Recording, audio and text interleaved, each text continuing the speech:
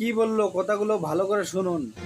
যে বিএনপির সকল ক্ষমতার উৎস যেমন জনগণ, রাজনৈতিক সকল ক্ষমতার উৎস যেমন জনগণ, সকল ক্ষমতার উৎস জনগণ, এই কথা বলা হারাম, এ কথা বিশ্বাস করা কবিরা গুনাহ। সকল ক্ষমতার উৎস জনগণ, এই কথা আপনাদের বলে ওই সব ধুরন্ধর রাজনীতিবিদরা আপনাদের ভোট নেওয়ার জন্য আপনাদেরকে পাম দিয়া ডানলপ টায়ার বানায়। আমরা কিন্তু এটাই শিখি, এদেশে আমাদেরকে রাষ্ট্রীয় ভাবে শিখানো হয়, এটা রাষ্ট্রীয় কুফরি।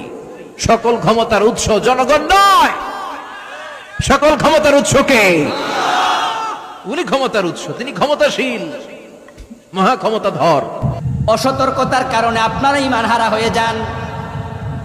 এই জাতীয় রাজনৈতিক আপনার বড় বড় মজলিসে মাইক হাতে নিয়ে ভোট পাওয়ার জন্য আপনারা অনেকে বলে ফেলেন জনগণ সকল ক্ষমতার উৎস।